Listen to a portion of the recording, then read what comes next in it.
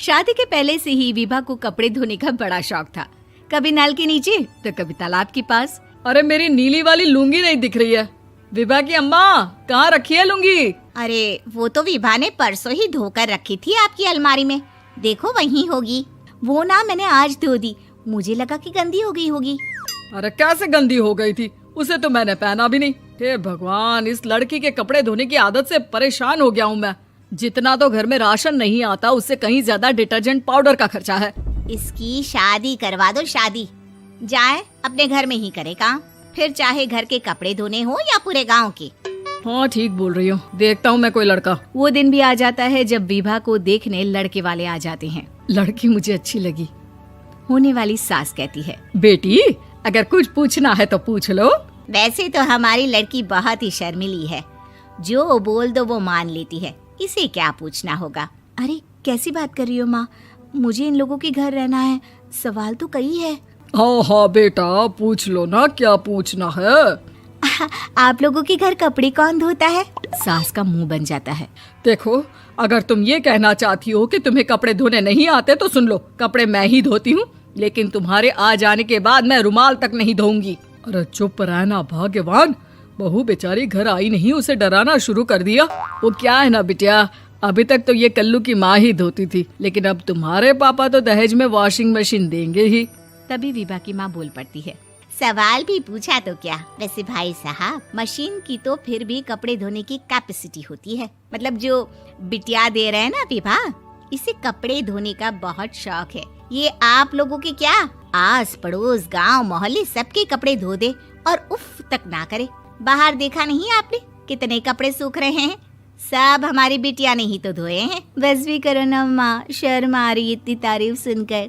और तो और एक दाग निकाल कर दिखाओ तो मान जाओ। हाँ अच्छा, माफ करना बेटा, मैंने गलत समझा। हमें तो रिश्ता बहुत पसंद है। और ऐसे जुड़ जाता है रिश्ता कपड़े धोने का शौक रखने वाली विभा का। उसकी शादी हो जाती है कोयला फैक्ट्री में काम करने वाले कल्लू के साथ। शादी के बाद अचानक विभा चिल्लाती हुई सास के पास आती है। सासू माँ, अरे सासू माँ कहाँ है आप? ये तो धोखा है, धोखा दिया आप लोगों ने मुझे। इसे ससुर के चक्कर के बारे में पता चल गया। अरे तो उसमें तुझे क्यों धोखा मिला है? अरे नल में पानी नहीं आता, कपड़े कैसे कब धुलेंगे? अच्छा, तू पानी नहीं आ रहा उसकी बात कर रही है। तो आपने क्या सोचा? कुछ नहीं। अच्छा, तेरी माँ ने कहा था कि कपड़े धोने का शौक है तुझे, याद आया मुझे। शौक बोलकर कपड़े धोने वाले मेरे जुनून को कम ना आके सासू माँ, कपड़ा धोना मेरा गुरूर है।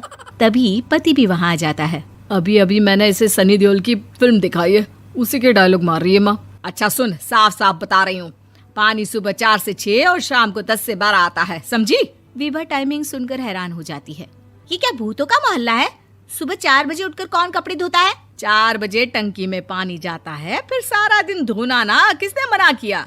अरे कैसी बात कर रही हैं? 200 लीटर की टंकी में कितने कपड़े धो लूंगी मैं, सुबह ही उठ जाऊंगी मैं। अब क्या था, विभा सुबह 4 से लेकर रात के 12 बजे तक कपड़े ही धोती रहती। एक रोज सास पड़ोस से निकलकर कहीं जा रही होती है कि साथ वाली कहती है, हाँ कल्लू की माँ, जरा ये बताओ कि 2 साड़ी है, 2 ब्लाउज और एक पेटीकोट और एक नाड़े वाला लंबा कच्छा। हाँ तो? अरे तो क्या, कितना लोगी धुलाई ये बताओ। धोबन दिख रहे हैं हम क्या? हमारे पति सरकारी नौकरी से अभी रिटायर हुए हैं और बेटा सुपरवाइजर है कोयला फैक्ट्री में। धोबन समझ रखा है हमें? हाय रे कल्लू की अम्मा, माफ कर दो, वो तो मोहल्ले में यही सब बता रहे थे कि तुमने बहू को कपड़ा धुलवाने के काम में लगा दिया है। सास को पड़ोसन की बात सुनकर गुस्सा आ जाता है। वो घर पहुंचती है जहां घर के बाहर ही इतने सारे कपड़े सूख रहे होते हैं जितने कि किसी धोबन के घर पर। अरे ओ कल्लू की दुल्हन, बाहर निकल। माँ जी यहीं आ जाओ, बाथरूम में चादर धो रहे हैं हम। अरे अभी हम धोते हैं, तुमको बाहर निकलो। ये आस पड़ोस वाले बोल रहे हैं कि हम बहू से कपड़े धुलवा कर उसे कपड़ा धोने वाली बना दिए हैं। अरे छोड़ो ना माँ जी, किन लोगों की बातों में आती हो? आस पास के लोगों का तो काम ही होता है कि वो किसी तरह सास बहू को लड़ा दे। बहू सारे घर के कपड़े धोती है, ये क्या कम है? बोलिए। सास को भी लग जाता है कि वो बहू का ये सनकीपन नहीं छुड़वा सकती, इससे अच्छा है कि खुद ही चुप हो जाए।